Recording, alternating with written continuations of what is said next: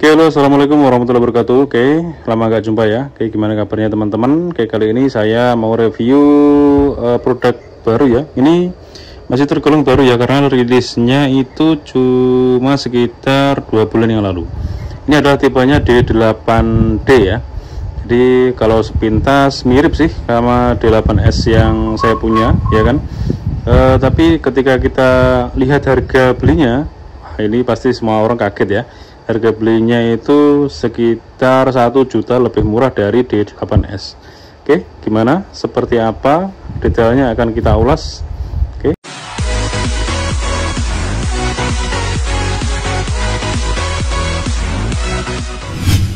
Oke, tanpa panjang kali lebar ya, saya ingin sedikit menjelaskan ya. Ini adalah D8D. Ya, tipe D itu ada 3 macam kalau sekarang ya. Yang pertama adalah D8 Pro. D8P ya, D8P itu adalah varian tertingginya, varian tertinggi dari tipe D, yaitu selisihnya sekitar kalau nggak 500 sampai 1 juta tergantung dari store penjualannya. Jadi D8P itu lebih besar ya, dimensinya lebih besar, kecepatan juga lebih cepat, kemungkinan kapasitasnya juga lebih besar dan lebih sedikit lebih canggih. Cuma dari segi modelnya hampir sama. Yang ada di pertengahan dan yang paling laris itu ada di D8S ya. D8S yang sering kita jumpai itu masih berlaku di pasaran ya, masih ada. Kalau mau beli sekarang juga masih ada, meskipun itu rilisnya sudah 1 tahun. Dan ini adalah penantang baru untuk tipe lama. Jadi ini adalah tipe UInFly D8D. Kalau sepintas orang lihat, orang awam pasti nggak ngeh ya kalau ini tipenya tipe terbaru D8D, dan harganya pun juga lebih murah, sekitar 3.600.000, 3.500.000. Tapi ketika kita lihat detailnya pasti ada perbedaan. Oke, kita langsung lihat ya dan review juga apa aja perbedaannya. Oke, dari depan ya. Dari atas ini kita lihat dari visornya. Visornya ini agak berbeda ya dari D8S. Ini tipenya hexagon ya, hexagon lebih bagus kalau menurut saya daripada tipe yang D8S yang sebelumnya. Jadi yang D8S itu seperti menyatu ya. Untuk setipe stangnya sendiri ini cuma berbeda ya, berbedanya sedikit tanpa penutup ya ini. Dan kita lihat di bagian di depan sini ada display menunya simpel. Oke. Ini ada odometer, ada lain-lain, ada speed dan juga apa itu transmisinya. Oke. Dan di handle-nya ban ya, di handle-nya cukup bagus. Ini karet semua ya, ini cukup empuk. Harganya terjangkau tapi kualitasnya bagus. Oke, kita langsung ya, kita bakar kunci di sini. Untuk tipe D8D ini dapatnya remote ya, jadi kita bisa remote dari jarak jauh. Kita tidak dapat apa itu NFC, tapi ini juga cukup bagus juga, karena kebanyakan tipe yang harganya 4 juta 5 juta itu pakai remote juga.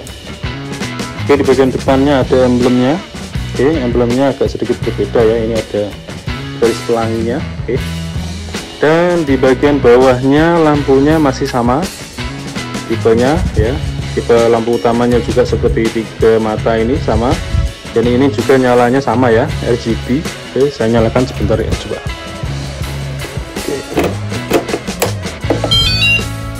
Oke, nyalanya seperti ini, dan lampunya juga cukup terang.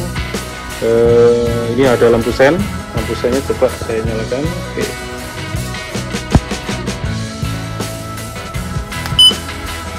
Ini ya harusnya yang kiri. Oke, dan lalu di bagian shock breakernya sudah double, sudah cukup bagus.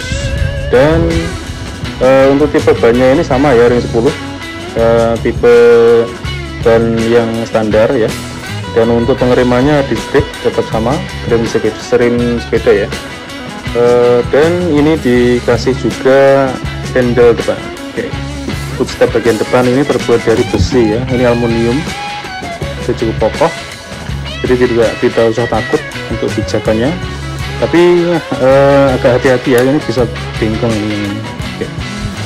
Oke, lanjut kita di bagian depan ada storage penyimpanan cukup luas sama ya. Ini ada handle-nya juga untuk tempat menaruh belanjaan. Oke. Dan bagian tombol-tombolnya di sini ada tombol lampu sen. Oke. Ada horn atau bel. Oke. Di bagian sini ada lampu nyala. Oke.